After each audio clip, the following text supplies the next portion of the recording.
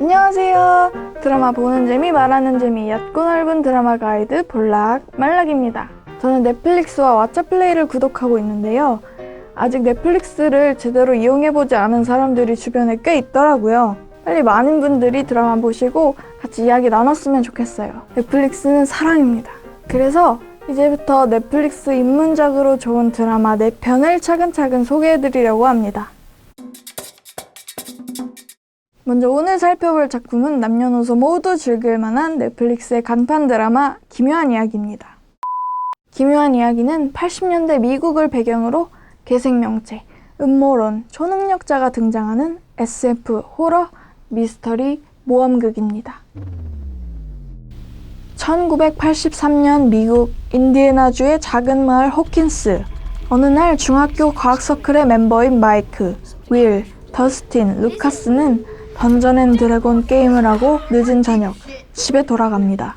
그런데 윌이 집으로 돌아가던 길에 이상한 생명체와 마주치고 이후 행방불명이 되고 맙니다. 마을에는 기묘한 현상들이 일어나기 시작하고 윌의 엄마인 조이스와 경찰서장인 짐 호퍼, 고등학생인 윌의 형 조나단과 마이크의 누나 낸시는 윌의 실종을 파헤치게 됩니다. 마이크와 더스틴, 루카스도 미스터리한 힘을 가진 소녀 11과 만나 윌을 구하러 나서고 윌을 찾으려는 사람들은 이제 정부가 숨겨왔던 1급 비밀 실험의 무시무시한 실체와 맞서야 합니다. 과연 호킨스에서는 무슨 일이 벌어진 걸까요? 윌은 집으로 무사히 돌아올 수 있을까요?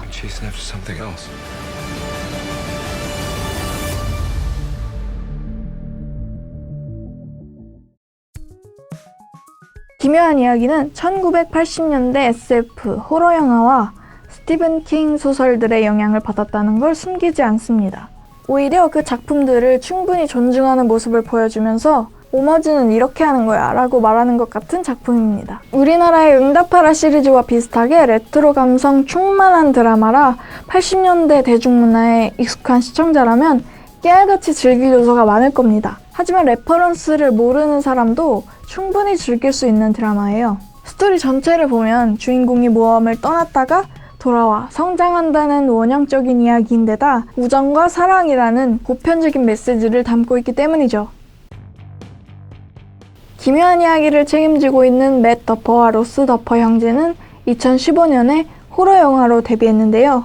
E.T.와 같은 80년대 영화들에 대해 무한 애정을 갖고 있었다고 해요. 더퍼 형제가 정말 공을 들였다는 게 눈에 보이는 것이 필름 카메라, 다이얼 전화기 같이 디테일한 소품과 아날로그 느낌의 화면 질감은 물론이고 미스터리, 모험담, 하이틴 로맨스까지 섞어내면서도 적절한 균형을 보여줍니다. 모두 익숙한 것들인데 한데 섞고 변주해내니까 또 신선하게 느껴지더라고요. 게다가 던전 앤 드래곤이라는 보드게임을 활용해서 SF 판타지 세계관과 복잡한 플롯을 깔끔하고 재밌게 풀어낼 뿐만 아니라 성실하게 떡밥회수도 해냅니다. 수많은 복선을 깔아놓고 수습하지 못하는 드라마들을 보면서 실망한 적이 많았는데 그런 점에서 만족스러운 결말을 지어주고 또 다음 시즌의 떡밥까지 던져주는 더퍼 형제의 센스가 대단한 것 같아요. 기묘한 이야기는 호기심 많고 열정적인 아이들이 주도적으로 끌고 가는 드라마이지만 분위기가 마냥 해맑고 즐겁기만 한 것은 아닙니다. 특히 11은 실험 대상으로서 오랫동안 고통받았다는 상처가 있죠. 그렇다고 어른들이 완벽한 것도 아니에요. 대신 어른들도 아이들과 함께 성장하고 서로를 보듬어 주는데 덕분에 더욱 입체적이고 깊은 이야기가 만들어진 것 같아요. 11을 연기한 밀리 바비 브라운을 비롯해서 아역들 모두 어린 나이가 믿기지 않을 정도로 자연스럽고 풍부한 연기를 보여주었어요. 연기를 넘어서 정말 한 마을에 같이 살고 있는 친구들 같다는 느낌이 들었는데요. 배우들의 끈끈함이 화면 너머로 그대로 느껴져서 좋았던 것 같아요. 시즌 1, 2를 지나 시즌 3의 예고편까지 보면서 해리포터 시리즈를 봤을 때와 비슷한 감정을 느꼈어요. 해리포터 영화가 저와 배우들의 성장 과정에 함께했듯이 기묘한 이야기도 아역 배우들과 함께 크고 있구나 하는 생각이 들었습니다. 기묘한 이야기는 전체적으로 뿅뿅거리는 신디사이저 소리나 거칠게 왜곡시킨 디스토션 사운드, 즉 전자음으로 가득 차 있어요. 그리고 전자악기 소리에 몽환적인 분위기가 더해진 80년대 팝과 60년대 사이키델리 락이 듣는 재미를 더해주는데, 일단 이러한 음악들은 실제 80년대에 사람들이 자주 듣던 음악이니까 시대적 배경과도 아주 잘 어울리죠. 또 잘 보면 작품 내에서 전기적인 신호가 인물들이 소통하는데 중요한 매개체로 작용하는 걸 알 수 있어요. 라디오나 TV가 지지직거리거나 전구가 깜빡거릴 때 전기 소리를 나타내는 음향 효과도 자주 나오죠.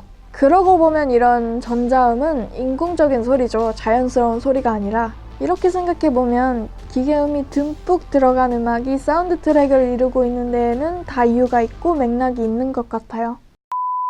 용감하고 순수한 아이들과 함께 잠들어 있던 동심을 깨우는 모험담 기묘한 이야기. 저는 이렇게 봤습니다.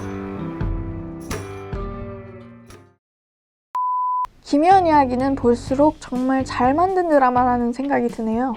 근데 무엇보다 중요한 건 재밌다는 거죠. 너무 길지도 않고 호흡도 적당해서 시즌3 시작하기 전에 넷플릭스에서 정주행 강력 추천드립니다.